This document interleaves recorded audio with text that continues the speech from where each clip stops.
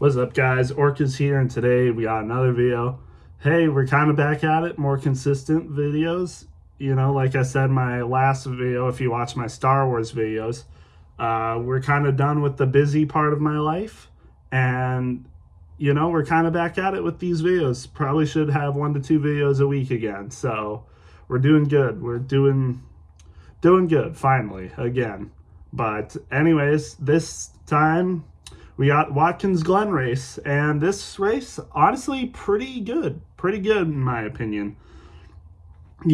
Obviously, let's just get right into it. The standout performer, obviously the race winner, Shane Van Gisbergen. Wow, man, he just continues to find ways to shock and impress us on these on these road courses, man. I mean, he's just got to get Coda figured out for some reason. Just gotta get Coda figured out. Didn't win last year, got beat, and didn't win this year. Got beat by Tyler Reddick.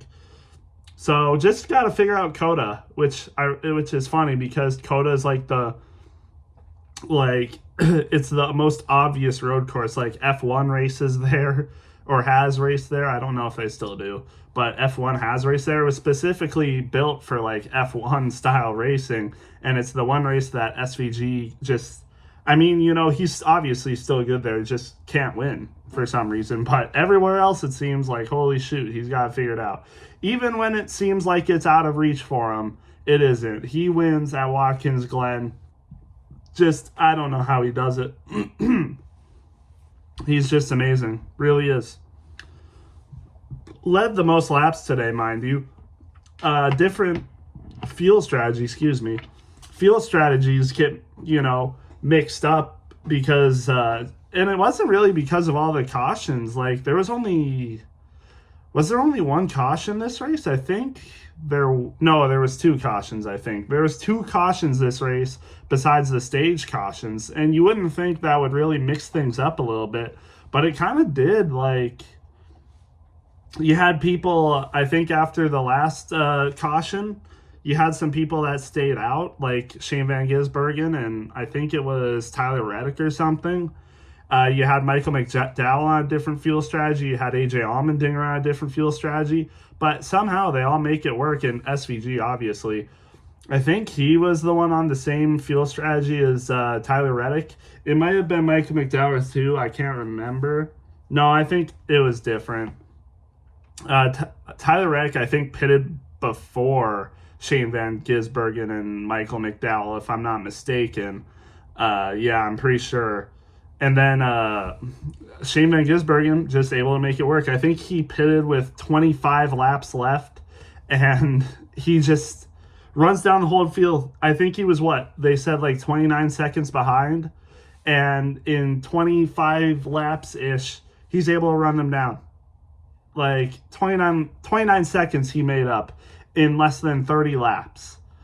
Just, man, what can you say about him? He just has these road courses figured out. Like, he led the most laps this race, 74 out of like 90 something, 92 I think, or something like that. He just gets it done, I don't know how he does it. I really don't. He's just, again, he's got it figured out. Just magnificent stuff by Shane Van Gisbergen.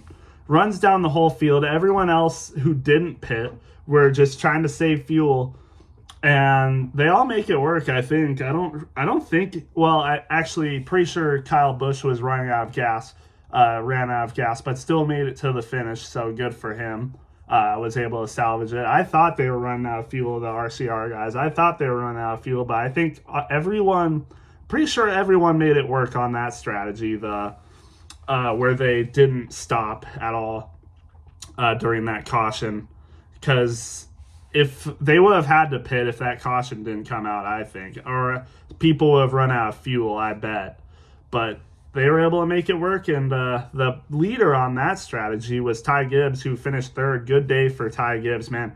He is good at these road courses. He's not the best, but I would say he's top 5. Ty Gibbs always finds a way to get a great finish at these road courses. even led some laps. Like he was leading the laps coming to the finish. Obviously, like I said, he was a leader on that strategy, but Shane Van Gisbergen, fresher tires, everything else, just also skill, just runs him down. Not much Ty Gibbs can do about that. He's not going to try to race him hard like that because he's still trying to make his strategy work. Like it was close with those guys. Like I said, I'm pretty sure a lot of the drivers, I think, especially the RCR guys, they were running on fumes because it seemed like they were getting past pretty fast compared to like Ty Gibbs and Chase Briscoe. So, good that they were able to make it work. Ty Gibbs makes it work. And Chase Briscoe also, the second guy on the same strategy as Ty Gibbs, also makes it work. Finishes 4th place, definitely a needed day. Got a couple stage points too. Definitely a much needed day for Chase Briscoe, who's been struggling this year. And, funny enough, he actually lost a position in the standings. We'll get to that, but we can also chop that up to Shane Van Gisbergen. He won the race, finished with 68 points on the day, almost double what Chase Briscoe got in 4th. So, just a crazy day for Shane Van Gisbergen. So obviously he leaps a few positions ahead of Chase Briscoe. So now Shane Van Gisbergen is holding on to that 16 spot. But if we look at it, I'll just, spoil it real quick. He's in 16th place, but he is only 6 points ahead of Chase Briscoe. So, he's only gotten a little bit, ahead of Chase Briscoe. And Chase Briscoe is kind of in a league of his own right now. Like, I think between him and 18th is like 30 points, which obviously can be made up in a day. But when we go to Charlotte 2 weeks from now, unless Chase Briscoe DNFs, I don't think he's going to lose that spot unless someone like Ross Chastain or Joey Logano wins the race. But, good day for Shane Van Gisbergen. With the win, he ends up getting to the 16th spot. Everyone said he needed to win this race, and he did. I mean, just a great day for Shane Van Gisbergen. He was holding back. Like, it seemed like, people weren't falling too far back from him. But then once we got to the end of the race, yeah, it was over. Like, McDowell finished second, but he was like seven-ish seconds behind him on like a very similar strategy. Shane Van Gisbergen was just able to work the field way better than everyone else. Even the people like Tyler Reddick, McDowell, Allmendinger, the guys who pitted later than everyone else and worked their way through the field to get good finishes. But Shane Van Gisbergen just did way better than everyone else. So, yeah, just you can't really say much. Shane Van Gisbergen, I would say, you got the best road course racers in NASCAR. Jeff Gordon was one of them. Tony Stewart was one of them. Even some people would say AJ Allmendinger, Marcus Ambrose. I think Shane Van Gisbergen is the best road course racer of all time in the NASCAR Cup Series. Now, I know he still has a few wins left to catch Jeff Gordon and I think Tony Stewart. He still needs a few more, but I think it's obvious at this point, like, yeah, he's definitely the best road course racer in only, this is his, 4th year of running races in the Cup Series.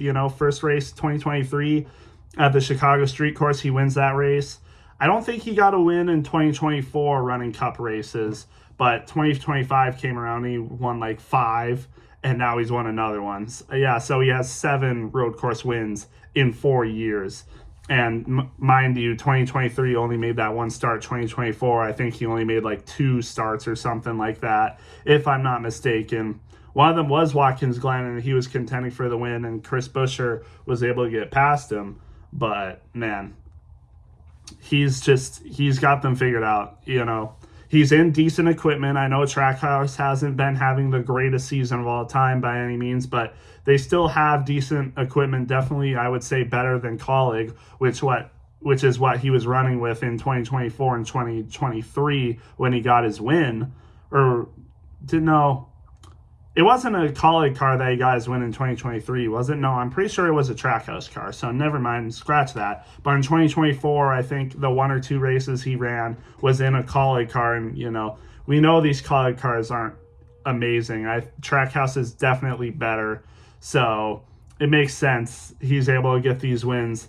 Racing and Trackhouse equipment, just amazing stuff for Shane Van Gisbergen. And again, going to Michael McDowell, who finished second, definitely a decent day for him. I mean, it looked like there was some points of the race he was able to, keep within distance of Shane Van Gisbergen. But I think, Michael McDowell said in his interview, it kind of looks like Shane Van Gisbergen was holding back a little bit at the start, and once it was time to go, he just started taking off. So Shane Van Gisbergen gets it done. Great day for him.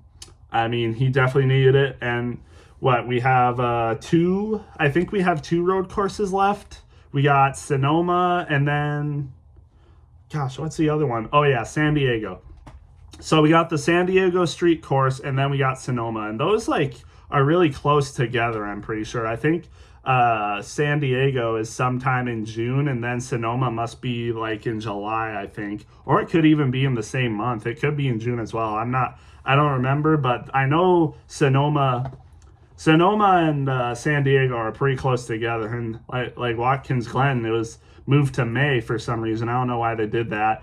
And now Watkins Glen is being moved back into its later date, not August but September, and I'm pretty sure it's kind of later September maybe next year, which is interesting considering it normally takes place in August. They're moving it to late September or something, which that should be interesting. It will be one of the chase races, so we'll have that to look forward to. But hey, again, they moved it to May.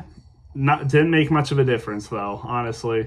It was a colder weekend, so the fans probably weren't happy about that. The camping was probably a little different compared to August. I don't know why they moved it. August is definitely a better date for fan turnout, I would feel like. But hey, you know what?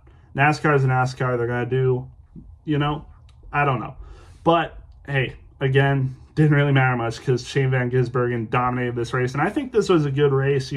The strategy kind of got interesting, like I said, and it didn't really feel like it was going to turn out that way, but it just seemed like it was going to be a normal Watkins Glen race, but it kind of turned into strategy with some people doing going on a different strategy compared to like what most people were doing, like Gibbs, Briscoe, Dillon, Busch, Cindric. I didn't talk about RCR yet. I talked about the first 5, I think. Tyler Reddick also, another top 5 day for Tyler Reddick. Even when it feels like he's not in these races, he somehow finds a way to get a good top 10 or top 5 finish. I mean, what can you say about him? Clearly, he is right now the best driver in the series, I think.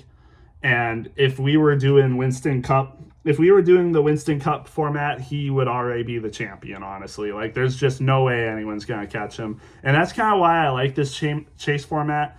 I kind of like this chase format a little bit more than the Winston format or full season format. It's because someone could just run away with it immediately and no one will stand a chance at catching them.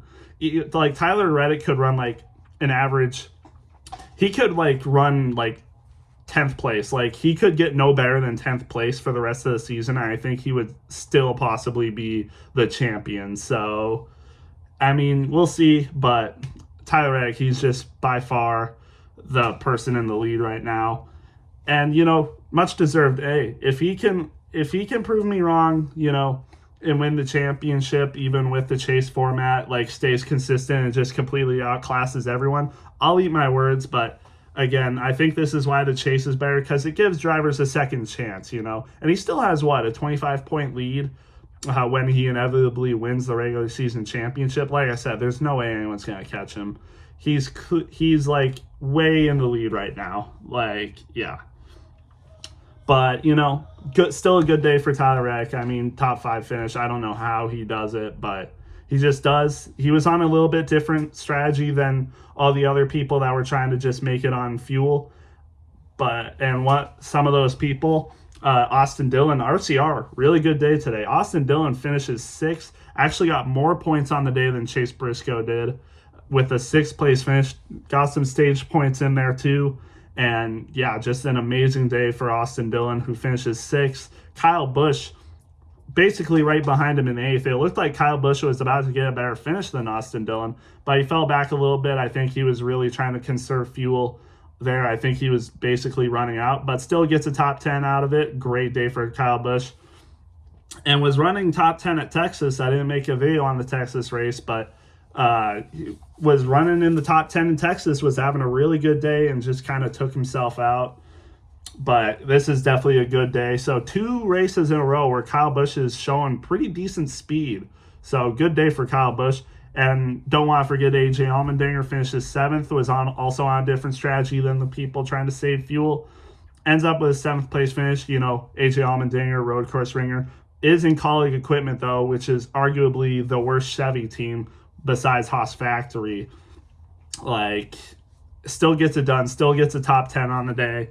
You know, I would wonder if, you know, if AJ Allmendinger was put in better equipment for his whole career, where he would be. Because I think AJ Allmendinger is just really underrated. Like, road course is normal races, like intermediates, even short tracks. He's shown he has the speed and gets good finishes even with Colleague Equipment. And mind you, Ty Dillon running in the same equipment is like finishing 30th every race. So AJ Allmendinger, I think, highly underrated driver in general. I think if he was in like even Trackhouse equipment, he would probably be in contention for these races and possibly winning some of these races. So hats off. I just want to give him a shout out because I don't think he gets enough recognition. Austin Cindric, formerly known road course, you know, ace. You know, in the Cup Series, he's not quite been that, but he is the best. He is the best Ford finisher. Chris Buescher was looking pretty good today, kind of fell off a little bit. Austin Cindric in 9th ends up being the best finishing Ford driver. So good for Austin Cindric. You know, he qualified top 5, I believe. So great day for Austin Cindric. Ends up finishing, also gets 39 points on the day, which is also more than Chase Briscoe. So extends his lead in the chase. He's currently in the chase right now.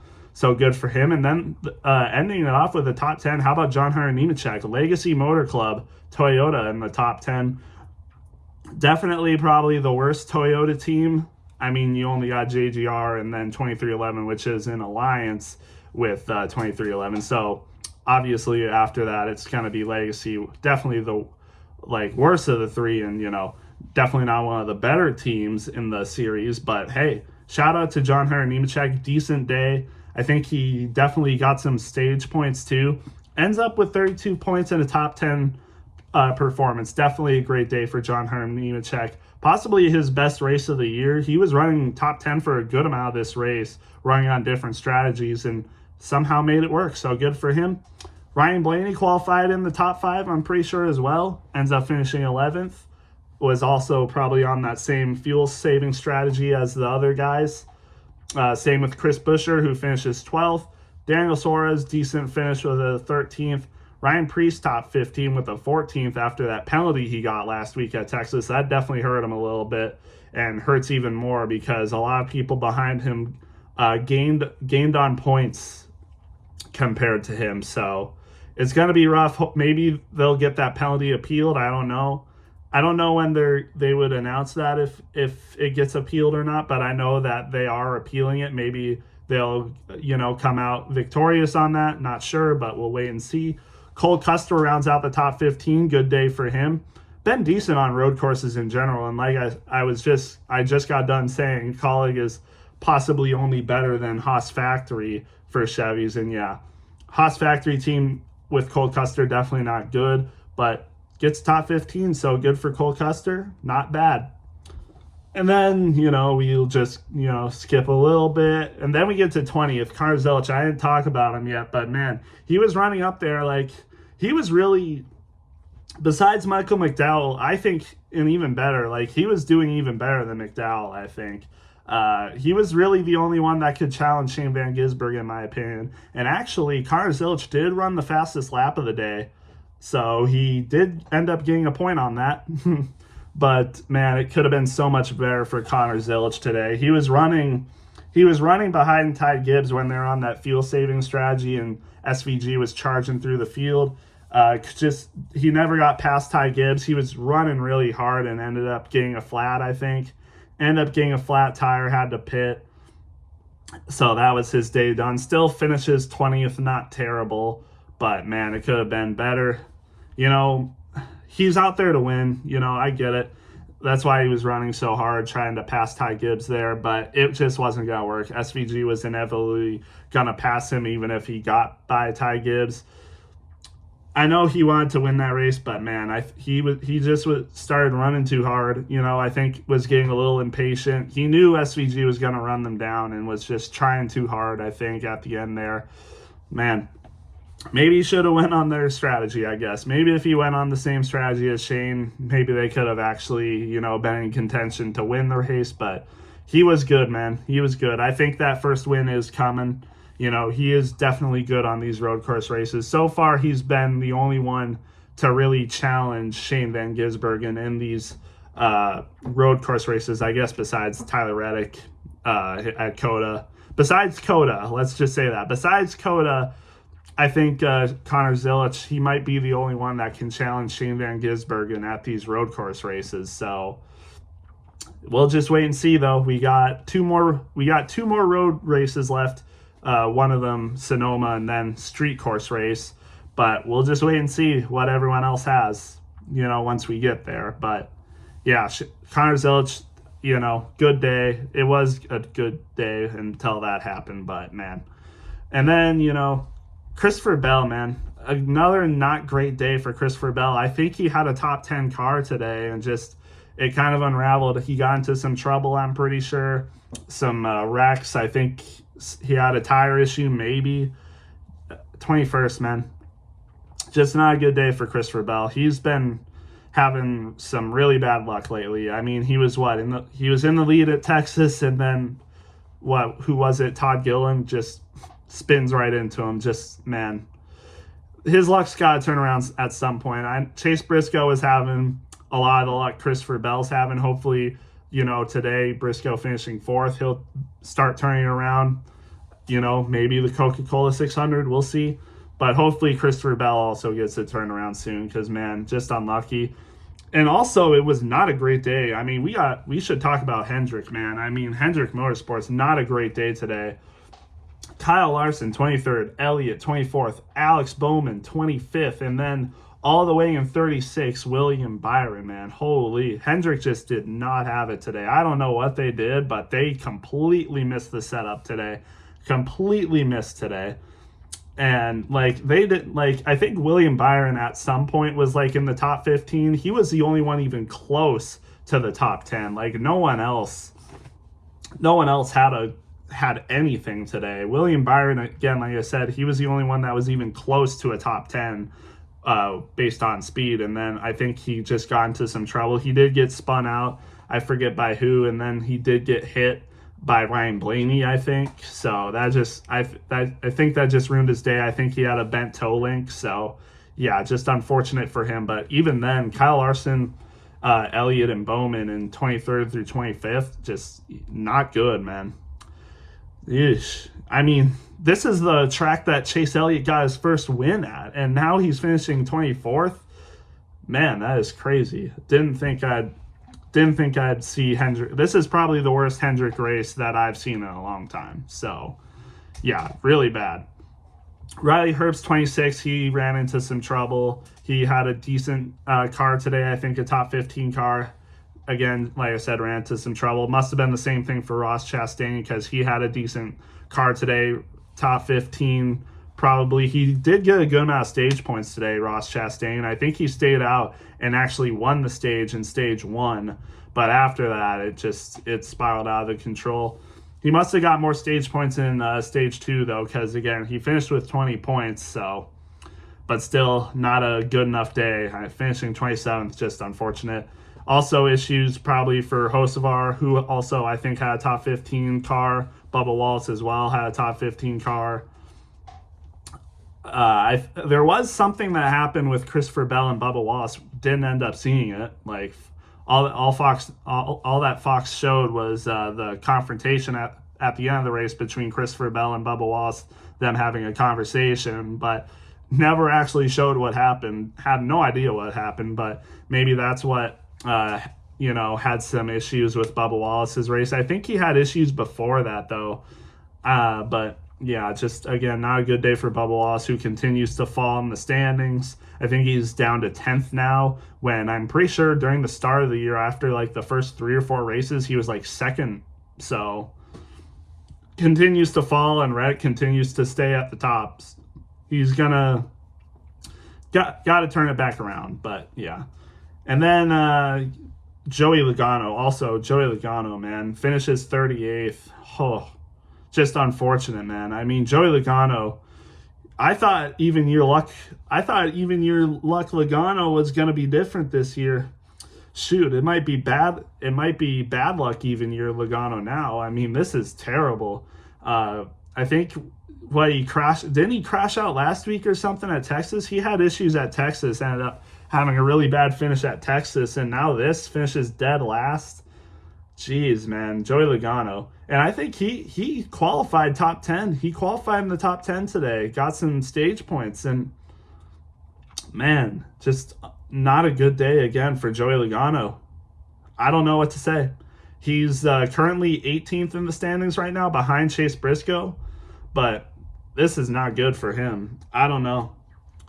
I don't know how he's going to climb his way out of this. He needs to get wins. He needs to get good finishes if he wants to even be in contention to win the championship at this point, or even have a good, chase position. Like, yeah, not good so far for Joey Logano. Got to turn it around. Maybe even your luck Logano strikes late, but so far it has been bad luck even year Logano. But yeah, anyways, that's all the drivers. Standings real quick. Tyler Reddick obviously still in the lead by 129 points. Kind of helped that Hamlin had a midday. Hamlin obviously not great at road courses. 129 points back on Tyler Reddick. And then it's Chase Elliott, who surprisingly still stays in third. That win last week definitely helped him. Ryan Blaney is 17 points back on him. Ty Gibbs moves up on Hocevar after a good points day, is now back to 6 in the standings, only 3 points behind Chris Buescher in 5th. And Bubba Wallace actually did gain a position, but that's probably because William Byron had such a bad day.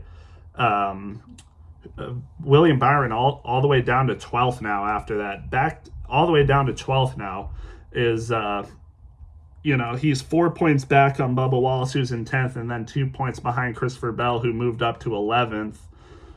And then you still got Ryan Preece in 13th after that penalty. Daniel Suarez is only 1 point behind him now, though. And Shane Van Gisbergen, obviously now in that 16th spot, is minus 284 on Reddick, but only 4 points behind Austin Cindric, and only 13 points behind Ryan Preece, who's in 13th. And then, like I said, on the cut line, Chase Briscoe, 290 points back, but only 6 points behind Shane Van Gisbergen, who took over that last chase spot. And then he's only 10 points behind Austin Cindric, and then 19 points behind Ryan Preece after that penalty. We'll see if it gets appealed. It was 25 points, so who knows, maybe Ryan Preece will get those 25 points back and he'll be a little more comfortable. If he got his 25 points back, I think that would put him ahead of William Byron, Bubba Wallace, and Christopher Bell. He'd be like all the way back up to 10th, I think. So that'd be nice if he could get it.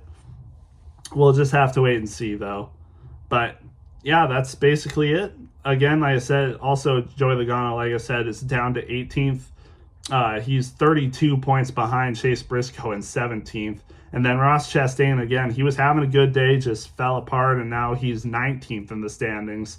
And he's over 40 points behind Chase Briscoe in 17th. So, yeah, that last chase spot definitely gonna be a little squirrely at the end, I bet. Hopefully Chase Briscoe, being a biased fan, he makes his way back up there.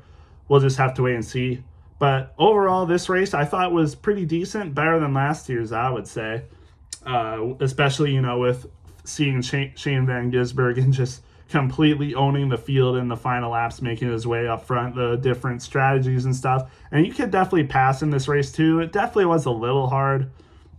It seemed like it was a lot of train racing with people just following each other. The fuel saving cars were definitely doing that at the end, but I still thought it was a pretty enjoyable race, especially with seeing the different strategies come into play and everything. Watkins Glen, I think, is probably my favorite road course race. It's consistent. It's been around the sport for a long time. It was an enjoyable race. I thought it was a good race. I'd probably give it like, I don't know, a 7.8 or a 7.8 or a 7.7 out of 10. Pretty decent, I would say. Better than some of the races we've gotten. Right around the middle, though, I'd say. But yeah, let me know what you guys thought of this race. Again, I thought it was pretty good. We head to the All-Star race next week at Dover, of all places, so that'll be interesting. And then the Coca-Cola 600 2 weeks from now. That'll be very fun to watch. But with that being said, let me know what you guys thought, and we'll see you in the next one.